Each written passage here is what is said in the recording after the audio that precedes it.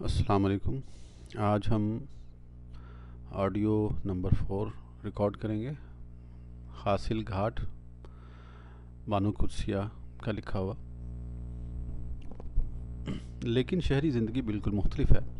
शहद के छत्ते की तरह हर लम्हा मंजर बदलता चला जाता है। शहरी तरक्की का एक गुण ये भी है कि इसमें आम शहरी देरपा बहुत सोच विचार के बाद फैसले नहीं करते।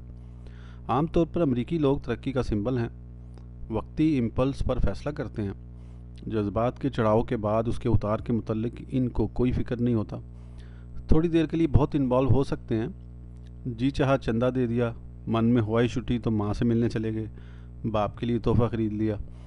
वो वफा का बैज सीने से लगाकर हमेशा का दर्द सर नहीं पाल सकते। माँ बाप की मुश्किल दर्द सर, बक बक, झकझक, सुबह शाम के इख्तलाफात उनके बस की बात नहीं है। बच्चे को कई साल कूल्हे पर चढ़ाकर परवरिश करना इनको पुरमलाल करता है। अपनी इम्पल्सिव नेकी के हाथों वो बूढ़े घर, शेल्टर्स, डे केयर सेंटर्स बना सकते हैं। अपने घरों में किसी शख्स की मुश्किल बकबक झकझक बर्दाश्त नहीं कर सकते। वो जज्बात से मगलूब हो जाते हैं, लेकिन हमेशा के लिए जज्बात के ताबे नहीं रह सकते। जहाँ अमल तो उतर आया, यकसानियत पैदा हुई, अमरीकी बाशिंदा बोर होकर रास्ता बदल जाता है। इसे या तो ब्रेक दरकार होता है या अलहदगी। दादा ज़मीन से वाबस्ता किसान था, उसे धरती माँ से भी प्यारी थी।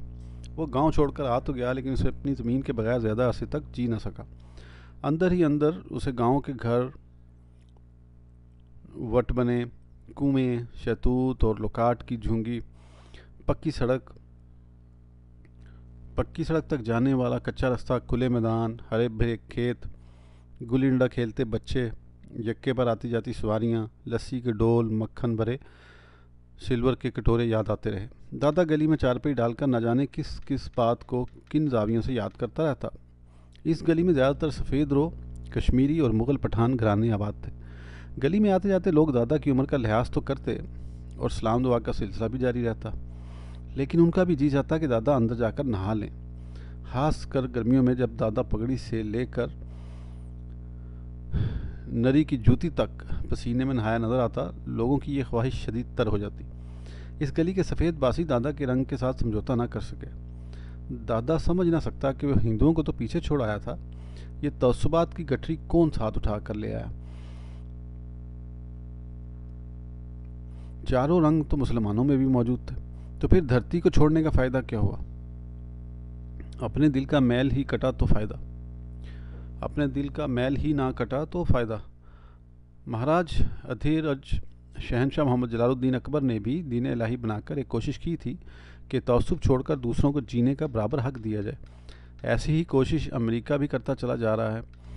अक़लियतें चूँकि इनकी मईशत की ज़रूरत हैं और इन अक़लियतों के बग़ैर अमेरिका की खुशहाली आगे नहीं बढ़ सकती, इसलिए वो हर मुमकिन तरीके से अक्सरियत को समझाने की कोशिश करते हैं कि अक़लियत को राज़ी रखो।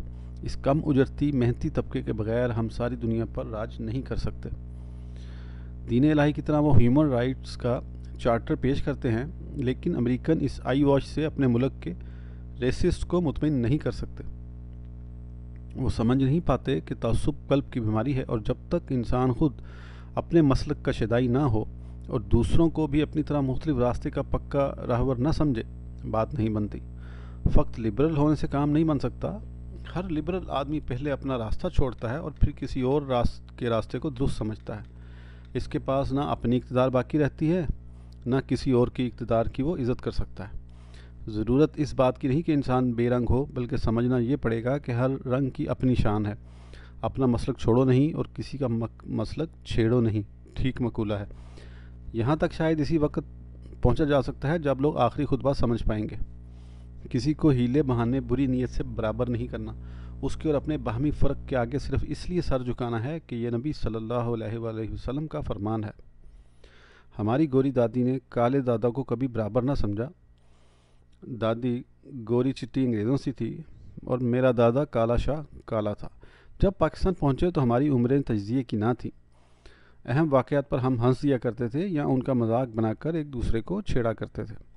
इस ज़माने में शादियाँ तय करते वक्त मर्दों की सिर्फ कमाइयाँ देखी जाती थीं, इसलिए दादा को किसी ने जिस्मानी तौर पर नहीं देखा, परखा नहीं और गांव की सबसे खूबसूरत लड़की ब्याह दी। नतीजे में मेरे दादा की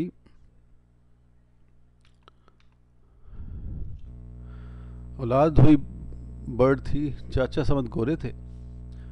मेरा बापावर दोनों फुफ्फियाँ सांवली माइल काली थीं और उनकी शादियां करने में दादी को काफ़ी मुश्किलात पेश आई थी। लेकिन ये क्या में पाकिस्तान से पहले के रगड़े झगड़े थे। हमें तो दादा के साथ पाकिस्तान में रहने का तजुर्बा भी कुछ खास नहीं था। हम दादा को दादी की आंख से देखते क्योंकि दादी हमारी आंख का तारा थी। बूढ़ी कुबड़ी सफ़ेद बालों वाली मेम सी दादी। वो आम तौर पर दादा से कहती, हाय हाय नहा लें। दादा महजूब सी नज़रों से दादी को देखकर जवाब देता, भली लोग नहा कर ही तो आ रहा हूँ, मुंह तो रगड़ कर धो लिया करें। वो भी रगड़ा था, दांत भी मांज लिए थे। अच्छा, दादी मुंह परे करके दादा को नज़रअंदाज कर देती। हम पांचों बहन भाइयों में से शाहिद भाई और फरीदा का रंग कंदुमी माइल सांवला था। दादी गोरी चीटी बहू लाकर भी दादे के तमाम काले जसूमे पोते पोतियों में से निकाल ना सकी थी। हम सब में दादी का लतीफ़ा ज़ुबान ज़द था। जब भी मौका मिलता रिफ़त आपा या शाहिद भाई से कहती, नहा लेना था शाहिद, नहा कर तो आ रहा हूँ, मुँह तो रगड़ कर धो लिया करो बादशाह। हम सब हंसने लगते। अभी हमें इल्म ना था कि दिल जैसी नाजुक चीज़ कितनी मामूली बातों से दुख जाता।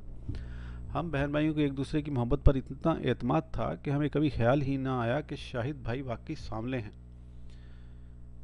इकबाल भी शाहिद भाई की तरफ इसीलिए आमादा ना हो सकी। शायद उसका भी जी अंदर से ये चाहता था कि शाहिद भाई जल्दी से नहा कर आएँ और इतने मैले मैले ना लगें। इस रोज़ अम्मा मूली के पराठे पका रही थी।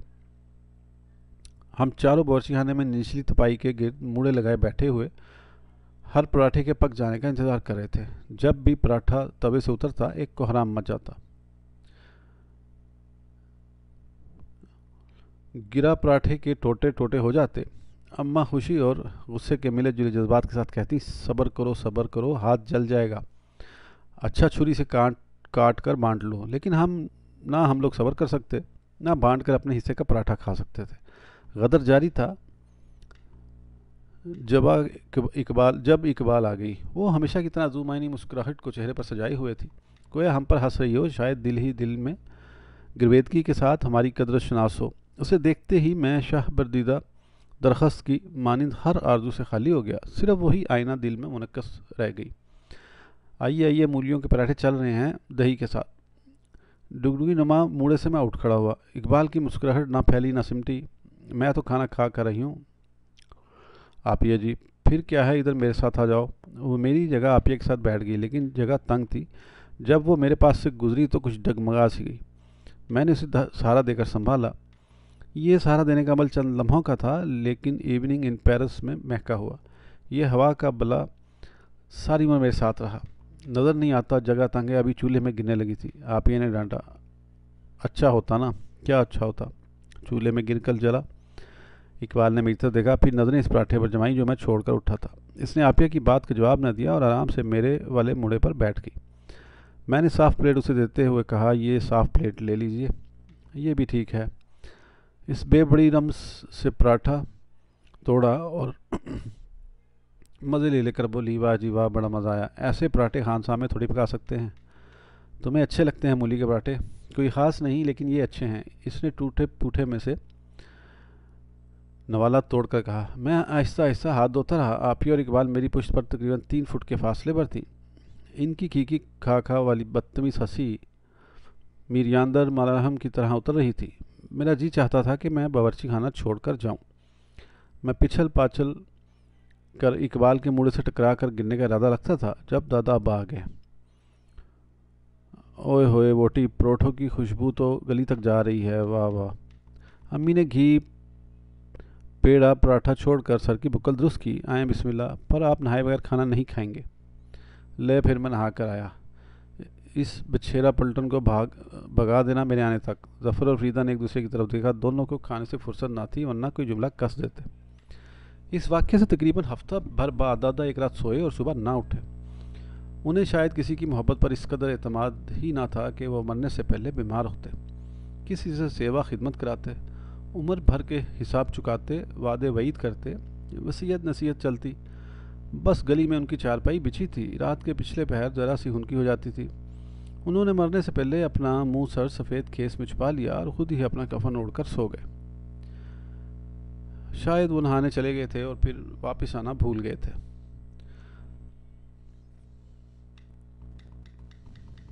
अमेरिका में बड़े शहरों की ज़िंदगी शहद के छत्ते की मानिंद गुजरती है, हर वक्त की मसरूफियत। लेकिन बड़े शहरों से दूर छोटे शहरों में, देहातों में अभी तरक्की ने अपने नाखून इस कदर नहीं गाड़े। वहाँ मोहब्बत, फ़र्ज़ और शादी मुक़द्दस लफ्ज़ हैं। अमेरिकी देहात देखकर लगता है कि गोया ये सारे आदर्शी लोग अभी असहाब कहफ़ की अच्छाई एडिक्शन है और ये किसी ऐसे ख्वाब में घूम फिर रहे हैं जहाँ से अभी अभी हज़रत ईसा होकर गुजरे हैं और खुदा की वहदानियत और अच्छाई और नेकी का हुक्म नाफिज हो चुका है। मैं गज़बू में अकेला बैठा सोचता हूँ, पता नहीं अर्जुमंद कौन से दिन, कौन से वीकेंड पर मुझे वाशिंगटन ले जाएगी। बरसों बाद इकबाल को देखकर कैसे महसूस करूँगा। मेरे ख्याल में बुढ़ापे में मर्द के जिस्म से निकलकर औरत उसके दिमाग में घुस जाती है। जो जो वो बूढ़ा होता जाता है वो औरत के इस कदर करीब हो जाता है कि खुद औरत बन जाता है। जिस्मानी ताल्लुकात ढीले पड़ जाते हैं। गज़लात उसकी ज़िंदगी का बेहतरीन मशगला करार पाता है। जमादारनी से झगड़ना, मासी फूफी ताई से मशवरे करना, बेटियों की याद में आंसू बहाना, कब्रों पर जाग कर रक्की खो जाना, टेलीविज़न पर किसी खातून की नात या हमद पढ़ते देखकर आबदीदा होना, कदम कदम पर वो जिन्स लतीफ़ का ज़रख़ीद बनता जाता है। हौले हौले औरत को उसकी साइकी का बड़ा हिस्सा बन जाती है। मैंने भी इकबाल के बगैर सारी जवानी मज़े में गुजार दी, लेकिन अस्करी की वफ़ात के बाद ये तल्लुक़ फिर हरा हो गया और सर्दियों का मौसम गुजरने पर जिस तरह जूंज अनार का बूटा लहला उठता है, ऐसे ही मेरे तल्लुक़ के अनार में बड़े खूबसूरत शगुफ़े निकल आए और मैं उन अनार की कलियों को कभी सूंघता, कभी उनके रंग से मसहूर हो जाता। अर्जुमंद दूर से रुमाल हलाती मेरी तरफ बढ़ रही थी। मैं उठकर उसकी तरफ चलने लगा और हम दोनों सड़क किनारे जा मिले। अबू जी आप प्लीज़ घर आ जाएं। क्यों? बात यह है कि हम दोनों 3 दिन के लिए जापान जा रहे हैं। बिलाल की वहाँ कोई कॉन्फ्रेंस है, मुझे ब्रेक मिल जाएगी। और बच्चे जमशेद और कैसर वो आपके पास हैं, रात को या आप उनके कमरे में सो जाइएगा या वो आपके कमरे में गद्दे बिछा लेंगे। मैंने कभी अपने बच्चों की बेबी सिटिंग ना की थी। मुझे ये हुक्मनामा कुछ अजीब सा लगा। मुझे असगरी याद आ गई, उसने कभी किसी बच्चे को मेरी गोद में ना दिया। अच्छा आप घबराएं ना, बच्चे बहुत बिहेव्ड हैं, वो आपकी सारी बातें मानेंगे। हम दोनों घर की तरफ चलने लगे। मैंने अर्जुमंद से पूछना चाहा कि हम तो वीकेंड पर वाशिंगटन डीसी जाने वाले थे। वहाँ हमें एम्बेसी में ट्रेड मिनिस्टर निसार से मिलना था और इतने बरसों बाद, इतने जग बीत जाने के बाद इकबाल को देखना था। लेकिन बच्चे हमारे आगे आगे टपोसियाँ मारते चल रहे थे और हम दोनों इनसे पीछे अपनी अपनी दुनिया में गुम थे। सारा इलाका साफ शफाफ, धुला धुलाया, उजला उजला सुबह की शीर गर्म धूप में नगीने की तरह चमक रहा था। एन सड़क के पार सुपरमार्केट की इमारतें नज़र आ रही थीं। अब्बू जी आपको ज़रा फ़ोन का ख्याल रखना पड़ेगा, वो तो मैं आदतन रख लूँगा। बात यह है कि मैंने आंटी इकबाल को फ़ोन किया था कि मैं जापान जा रही हूँ, लेकिन वो घर पर नहीं थी। मैंने आंसरिंग मशीन पर पैगाम तो छोड़ा है, लेकिन कई बार लोग रात को इतने थके होते हैं कि पैगाम भी नहीं सुनते। अंकल निसार तो कॉल बैक के मामले में ज़रा सुस्त वाक़ हुए हैं, लेकिन आंटी ज़रूर फ़ोन करेंगी। एक उम्मीद की किरण, कोसिकदा का मंजर, वही आवाज़, वही मिठास, अमृत रस कानों में घुलेगा। इकबाल का फ़ोन। लेकिन मुझे डर है कि कहीं वो लोग आ ना जाएं, फिर आपको मुश्किल होगी। नहीं नहीं, कोई मुश्किल नहीं होगी, मैं कॉफ़ी या चाय बनाना जानता हूँ। टी बैग्स ख़त्म हो गए हैं, वो वॉलमार्ट से लाना पड़ेंगे। अर्जुमंद किसी मॉडल की तरह कमर को लहते लचकाते हुए कैट वॉक चल रही थी। उसकी चाल देखकर मुझे थोड़ी सी हैरानी हुई, क्योंकि वतन में तो घेरादार शलवार में उसके अंदाज ये न थे। वो अपने पर्स खोले कुछ देखने लगी। मैं आंटी इकबाल की तस्वीर तलाश कर रही थी, पता नहीं कहाँ है। वो सिंग सॉन्ग आवाज़ बदलती चली गई। अगर वो आ गई तो आप उन्हें पहचान सकें, तुम फिक्र ना करो, मैं उसे पहचान लूँगा। बस ज़रा वो अपने आप को इंट्रोड्यूस कराने में एम्बेरस ना हो। वो जल्दी जल्दी पर्स के मुख्तलिफ आने देख रही थी। चलिए आप इन्हें अच्छी तरह से रिसीव कर लीजिएगा। तस्वीर तो मेरी नहीं, जब मैं यहाँ नई नई आई थी तो आंटी इकबाल ने मेरा बहुत ख्याल रखा था। मैं लाहौर को याद करके रोया करती थी। अम्मी की तरह मुझे दिलासे दिया करती थी कि बेटी शुरू में सबका यही हाल होता है, हौले हौले दिल लग जाता है। दिल का असली मन बाता ख्वाजा वहमो गुमान ही तो है। अर्जुमंद की बात सुनकर मुझे कई ख्याल आए। शायद इकबाल को इल्म हो कि अर्जुमंद मेरी बेटी है। लोग कहते हैं अर्जुमंद की शक्ल सूरत मुझ पर पड़ी है। औरतों को वैसे भी रिश्तों की पहचान में देर नहीं लगती। वो कड़ी मिलाकर लक्कड़ दादे तक आसानी से पहुंच जाती थी। ट्रेन के चंद घंटों का सफ़र उम्र भर के बहाने पर मैनेज हो सकता है। अस्पताल में दो एक मरतबा मरीज़ की आदत के बाद औरतें सहेलियाँ बन जाती हैं। मर्द बेचारे रिश्तों के मामलों में कूड़ दिमाग होते हैं। कभी कभी सारी उम्र उन्हें भांजी और भतीजे में फ़र्क नज़र नहीं आता और वे इन दो लफ्ज़ों में कपड़े डालते रहते हैं। आप क्या सोच रहे हैं अब्बू? अगर आप परेशान हैं तो मैं जापान नहीं जाती। नहीं नहीं ठीक है, तुम फिक्र ना करो। बिल्कुल।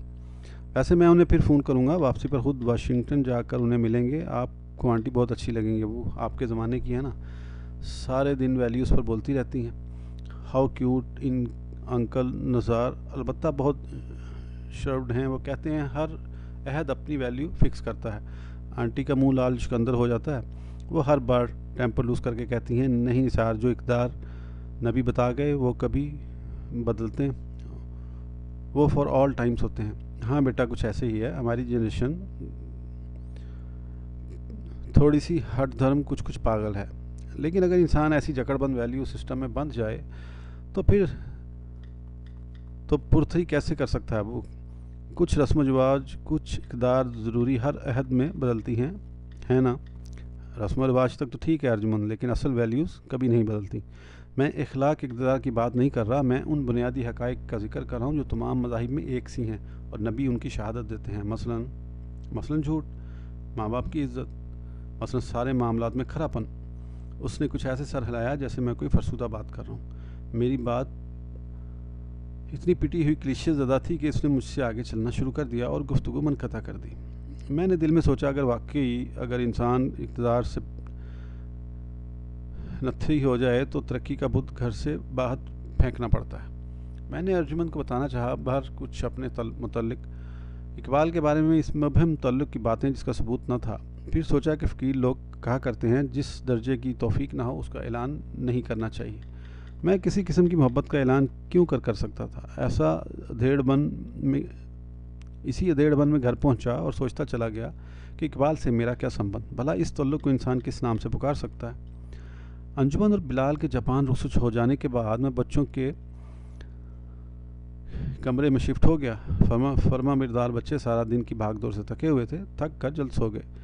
मैंने नैन को बुलाने के बड़े जतन किए। आइसक्रीम खाई, दूध पिया, कई किस्म के लेमन ड्रॉप चूसे। ऊँघ आ जाती थी लेकिन नैन कोसों दूर थी। बूढ़े लोग आमतौर पर आधी रात को जाग जाया करते थे। फिर इनकी मोतिया से बंद होते कॉर्निया को तो कुछ वाज़ह नज़र नहीं आता, लेकिन अंदर की आँख खुली रहती है। ताल्लुक़ क्या चीज़ है?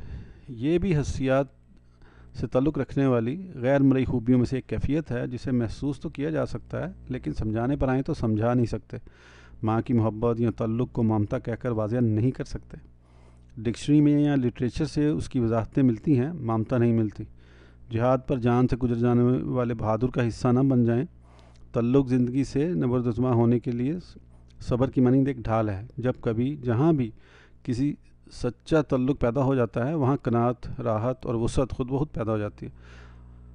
आपको अंदर ये यकीन महकम रहता है कि आपकी आग में सुलगने वाली कोई दूसरा भी मौजूद है। दोहरा वज़न आधा रह जाता है। तब मैं इतना सोचने वाला ना था।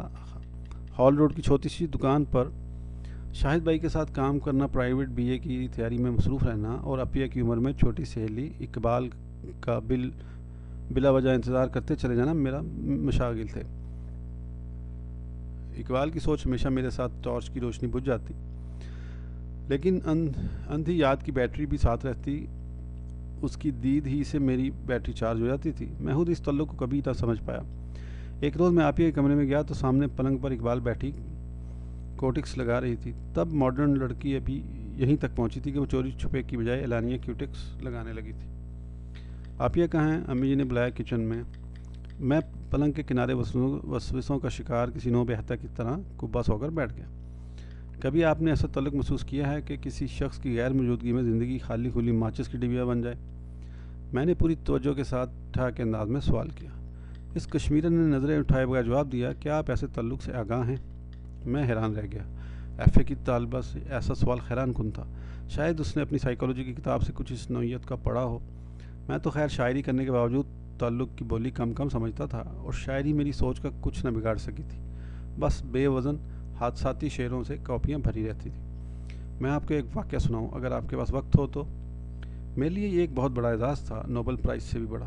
मैं तब 11 वर्ष की थी। हम अपनी खाला के पास पहाड़ों पर गए हुए थे। गर्मियों का मौसम था। आपको मालूम है ना कि पहाड़ों पर गर्मी में जब पत्थर तप जाते हैं तो अजीब किस्म की गर्मी लगती है, चुभने वाली सुइयाँ जैसी। आंखें चलचलाती हैं, धूप में चंदियाने लगती हैं। मैं अपनी कज़न वाजिदा के साथ घूमने फिरने जाती तो तेज़ धूप में मेरी आंखें बंद हो जाती। आप सुन रहे हैं ना? जी, गौर से इकबाल। मैं अपने आप को बादलों में महसूस कर रहा था। आपको शायद याद हो कि इस ज़माने में जापान से ऐसे कैलेंडर आया करते थे जिन पर गोरी चिट्टी नाजुक सी जापानी लड़की नाजुक नाजुक नक्शो निगार की छतरियाँ दिखाई जाती थी। मेरे पास अभी तक एक ऐसा ही कैलेंडर है। शायद वो लड़की चीनी है, शायद जापानी हो। कैलेंडर वाली लड़की, मैंने हंगारा भरा। मेरे पलंग के पास वाली दीवार पर ऐसा ही एक कैलेंडर था जिसमें चेरी के शगुफों में एक जापानी लड़की छतरी लगाए मुस्कुरा रही थी। मुझे ऐसी छतरी की तलाश लग गई। बड़ी बेकरारी के साथ मैंने अम्मी से छतरी की फरमाइश की तो वो मुझे बाजार ले गई, लेकिन बारिश से बचने वाली काली छतरी तो मिली, बांस की खींचों वाला छाता ना मिला। वो नज़रें झुकाकर बोलती चली गई। मैं हैरान इकबाल का चेहरा देख रहा था और वो पूरी तवज्जो के साथ क्यूटिक्स लगाती वाक़ये में कम बोले जा रही थी। अभी आंखों में आंखें डालकर बात करने की फ्रैंकनेस भी आम ना हुई थी। आपको तो पता ही होगा, पहाड़ों पर इन दिनों ऐसे चाइना मैन आया करते थे जिनके पास चीनी दस्तकारी का बिकाऊ माल होता था। एक रोज़ हम घर पहुंचे तो खाला और अम्मी के सामने एक चाइना मैन जैसे जादू की संदूकची खोले बैठा था। उसके पास नाजुक कढ़ाई के बेड कवर, डॉलिस डचिस सेट, गद्दियाँ, रुमाल, स्कार्फ, न जाने क्या कुछ था। पेस्टल शेड्स में कढ़ाई का काम पूरी जादूगरी था। शेडो वर्क, लेजी डेजी, टांके में नाजुक नाजुक फूल, शाहें, पत्तियाँ। खाला और अम्मी तो देखने दिखाने में मसरूफ़ थीं, लेकिन मेरी नज़र इस छतरी पर जमी रह गई जिसे खोलने पर बांस के पत्तों और शाहों का एक जाल सा सारे छाते पर फैल जाता। तो आपको अपनी पसंद की छतरी मिल गई बिलाहर? मैंने अपनी पसंद पर जोर दिया। जी बिल्कुल। अब उस दिन के बाद से मैं जहाँ भी जाती ये छतरी मेरे साथ होती। उसने मुझे वाजिदा की सहेलियों से मुनफरिद कर दिया था। एक रोज़ पता है क्या हुआ? हाँ तो क्या हुआ? मेरा तो जसूस बड़ा। हम दोनों यानी मैं और वाजिदा उतराई की तरफ जा रही थी। हमारे साथ और बहुत सी लड़कियां थी, खाला थी। हम सब पिकनिक मनाने जा रहे थे। हवा में चीड़ के दरख्तों की खुशबू थी। फिर ऊपर पहाड़ की जानिब से एक चाइनामैन तेज़ी से उतरा और सबको छोड़कर मेरे पास आ गया। आपके पास वो क्यों? मैं कुछ मुस्तरिब हो गया, ना जाने तल्लुक़ की ये कौन सी गुंजल थी। मैंने टूटी फूटी अंग्रेज़ी में पूछा, हाँ जॉनी तुम्हें क्या चाहिए? वो मुस्कुराया और बोला, मुझे कुछ नहीं चाहिए, मेरा सारा सामान बिक गया है और मैं कल शंघाई वापस जा रहा हूँ। आपकी वालदा कैसी हैं? इस चाइना मैन ने अंग्रेज़ी में सवाल किया। एकदम मुझे ख्याल आया कि वो तो वही चीनी था जिसने अम्मी को बहुत सी चीज़ें बेची थी, मेरे लिए छाता भी लिया था। आपने मुझे कैसे पहचाना? इस छतरी से। और कैसे? अच्छा, लो मुझे ख्याल ही नहीं। हालांकि मुझे बहुत पहले इस बात का ख्याल आ चुका था कि यकीनन इस जॉनी ने छतरी ही की वजह से इकबाल को पहचाना होगा। पता है फिर क्या हुआ? जी बताइए। इस चाइना मैन ने जेब से रुमाल निकाला, हल्के बादामी रंग का नाजुक सा रुमाल। इस पर ड्रॉ स्ट्रिंग की कशीदाकारी थी और फिर दुआ मांगने के अंदाज में हाथ उठाकर बोला, ये मैं आपको पेश करना चाहता हूँ। ये इतराफ़ है कि आपने जिस तरह मेरी माँ की बनाई हुई छतरी को पसंद किया, इसके लिए मैं भी हमेशा शुक्रगुजार हूँ। यह तारीफ़ हमेशा मेरे साथ रहे। आप जानते हैं वो रुमाल अभी भी मेरे पास है। मैं जानती हूँ बेनाम तल्लुक़ क्या होता है। मैं समझा नहीं इकबाल। तल्लुक़ छतरी होती है, ज़िंदगी की कड़ी। बांस के धूप में उसके पीछे जाइए, उदासी हो तो उसे खोल कर सजा लीजिए। हर तरह बांस के दरख्तों का एहसास होगा। पहाड़ों के कमरे में सराहने वाला बंदर आ जाए तो इस छतरी से भगा दीजिए। कभी आपने गैर ज़रूरी बंदर को कमरे से भगाया है? पहाड़ों पर तो आमतौर पर इसी छतरी से बंदरों को भगाया करते थे। किसी एक से तल्लुक़ पैदा हो जाए तो वाफर शरारती बंदरों को भगाना भी तो पड़ता है ना। ये बात भी मुझको दिन शायर के लिए नहीं थी। इकबाल बड़ी शायराना सी गुफ्तगू कर रही थी और मेरी जानिब हौले हौले बढ़ती आ रही थी, लेकिन इस वक्त आप ही आ गई। लो भाई, तुम्हारे लिए वो मंटू भेजी है अम्मा ने। मैं कुछ में गई तो कहने लगी, ज़रा ये शामी कबाब तो बना दो, मैं थक गई हूँ। सारे मैं पहली इवनिंग इन पेरिस की खुशबू मान पड़ गई और मंटू की महक से कमरा भर गया। चाइना मैन की मेहरबानी से हम दोनों तल्लुक़ के इमदाद में तो दाखिल हो गए थे, लेकिन इसके मरकज़ तक ना पहुँच पाए। इकबाल और आपिया औरतों का ख़ास सफ़ा बन गई और मैं वहाँ से उठकर चला गया। ज़ीरो बल्ब की रोशनी में जमशेद और कैसर को नींद की आगोश में बेहद बेसुध सोता छोड़कर मैं तल्लुक़ के सफ़ेद घोड़े को पकड़ने की कोशिश करने लगा। ख्याल के लहसों से तल्लुक़ का बुराक पकड़ना मुश्किल था, लेकिन मैं फिर भी भागता चला गया। जिस तरह अल्लाह कि बुनियादी 99 सिफ़ात को जानकर भी अल्लाह का इदराक नामुमकिन है। कुली तौर पर इस ज़ात बारी ताला की हमें समझ आ जाए, ये ख्याल ख़ाम है। ऐसे ही इकबाल के तल्लुक़ को मैं समझ ना पाया। वहाँ सब कुछ था और कुछ भी टेंजिबल ना था। इकबाल मुकम्मल तौर पर मेरी जन्नत भी नहीं थी, यहाँ भी मेरा तल्लुक़ अधूरा था। इसने मेरे साथ कुछ शेयर नहीं किया, मेरी किसी मुसीबत में वो मेरे साथ ना थी। ख्याल की हद तक कभी कभी मैं उसके इर्द गिर्द कहानियाँ बुन लेता, लेकिन उसके अलावा और कुछ ना था। और फिर भी और इसी तरह और क्या कहें कि हालत में वो मेरे साथ रही। मोहब्बत, शफ़क़त, हमदर्दी, इश्क तरोताज़ा हो तो गम गम नहीं रहता, लेकिन कभी कभी अगर सारे रिश्ते टूट भी जाएं और आईना दिल में कोई शबी बाकी न रहे तो भी ऐसा औकात गम का पहाड़ इसी तल्लुक़ के बुलडोज़र से रेज़ा रेज़ा हो जाता है। ऐसी कैफियत को इंसान ने आज़ादी का नाम दे रखा है और इसीलिए कई बार मोहब्बत की बजाय आज़ादी के पंख लगाकर उड़ने लगता है। लेकिन बंदे की दोई को क्या कीजिए, उसकी खूबी ही उसकी ख़राबी और उसकी ख़राबी ही उसकी खूबी है। उसके कल्ब में सदाबहार हक़ व बातिल की जंग जारी रहती है। वो मनों के झगड़ों से निकल नहीं सकता। बुतों को तोड़ता तोड़ता नढाल हो जाता है, लेकिन बुतों की लॉजिस्टिक्स ख़त्म नहीं होती।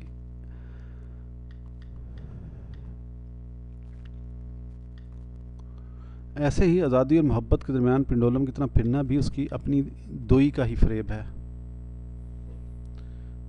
मैं कभी आज़ादी की खुद फरेबी और मोहब्बत की पायेदारी का मज़ा तो ना चखा था। मुझे ये दोनों तलवारें ही ना मिली थी जिनसे मैं ज़िंदगी से मार कर आ रहा होता। लेकिन मैं तल्लुक़ की छतरी को शायद कुछ कुछ जानता था। कभी मैं इस पर बने हुए बैल बूटों में खो जाता और कभी इसको तान कर मीना कनी से बचने की कोशिश करता। तल्लुक़ की अमली शक्ल अस्करी थी। तल्लुक़ का अमली पहलू ज़िम्मेदारी है। जहाँ भी कोई रिश्ता नाता हो वहाँ ज़िम्मेदारी का एहसास अज़हूद पैदा होने लगता है। सालों पर मुहित राब्ते आम खैर सखाली और दुख सुख में शरीक होने के अमली सबूत होते हैं। दामे दरमे सुखने मुश्किल की घड़ी में काम आने की रवायत तल्लुक़ का अमली पहलू बनकर असगरी मेरे साथ रही। हम दोनों असली मायने में शरीक हयात रहे। शादी ब्याह की रसूमात, जम मरण के हादसात, घरेलू वाक़यात में हमारी सांझ रही। वर्क वकर हम दोनों ने एक दूसरे को ज़िम्मेदारी की ऐनक से पढ़ा। आज के लिए इतना करते हैं, फिर इंशाल्लाह बाद में दूसरा पार्ट, इसका नेक्स्ट पार्ट करेंगे। उस वक्त तक के लिए इजाज़त दीजिए। अल्लाह हाफ़िज़। और इसको प्लीज़ शेयर कीजिए, इसको सुनें, शेयर करें।